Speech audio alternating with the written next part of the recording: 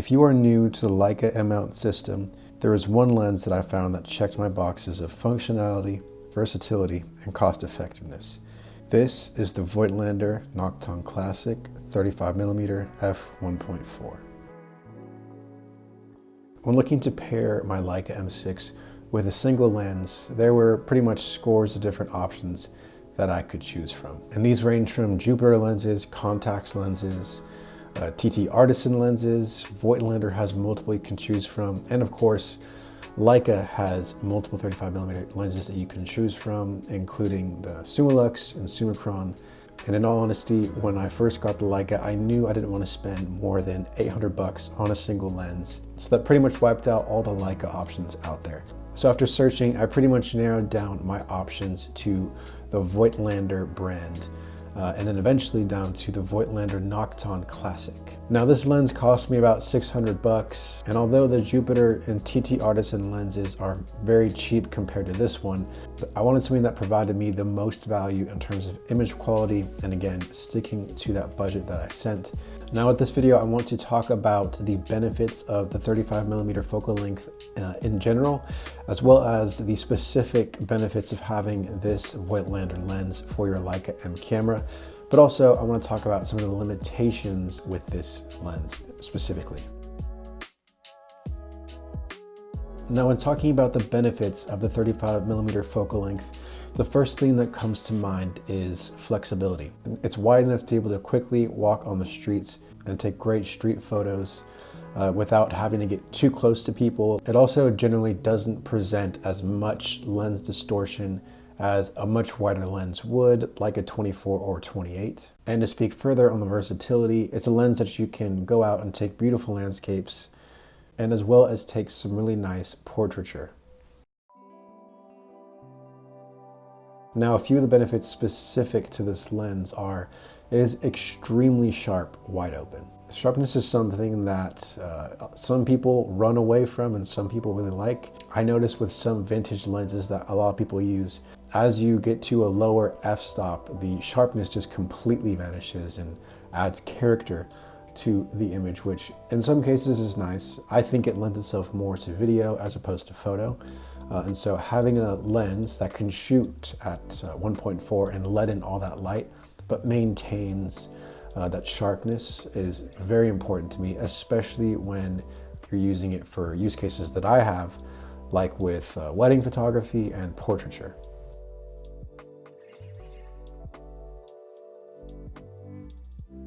And when you're talking about f1.4, you obviously cannot fail to mention the bokeh that you get. I've noticed very beautiful and pleasing bokeh on this lens. I've always been someone that enjoys that separation between subject and background. And so when you're looking for a lens that shoots wide open, you obviously want to make sure that the background has a nice pleasing fall off. And pretty much every time I've used this camera shooting it wide open, I've really liked the way that it looks. And then one thing that I can't fail to mention is just how beautifully compact the lens is itself. As well as when it's paired with its bayonet lens hood. I just love the way it looks. I think it's very discreet. And just, again, when you have that level of discreetness, it just gives you more confidence to go out and shoot. And most limitations with the 35mm focal length, I would say, are going to be very subjective. One thing that I personally found that is a limitation is, I'm someone that shoots weddings very frequently. And so when I'm on a dance floor and I'm trying to get up above people, they do feel a little bit tight at times. And I find myself wishing that I had a 28 just to be able to have a little bit more frame to work with and get more people in the images. I truly enjoy getting as close to people as possible just to get faces in frame and to get expressions in frame. I think it just makes a better image than something that is a little bit tighter. And so having something wider, like a 28, would be nice to have. And with portraiture, I've recently discovered that shooting only on 35, while it's great, but when shooting with something a little bit tighter, like a 50mm, I just like the look of that much better than the 35. And again, this is all completely subjective. Some people only shoot 35mm, and I understand why. But again, I think there's a bit more to be desired but just having a tighter focal length. You know, and ultimately we all see the world differently. Some people say they see the world in 28 millimeters. Some people say they see the world in 35 and 50 and so on and so forth. And when you're trying to pick a lens with a camera system like Leica, for most people like myself, we have to be very conscious of where we're investing our money.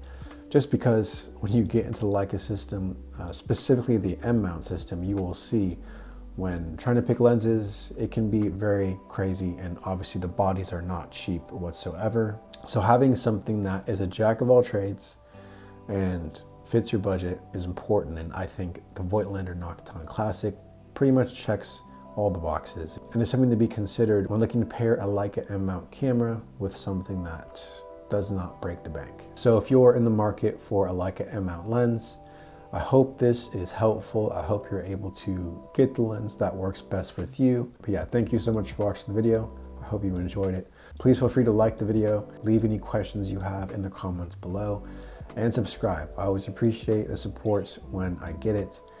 But yeah, until next time, stay safe, and I'll see you in the next video. Peace.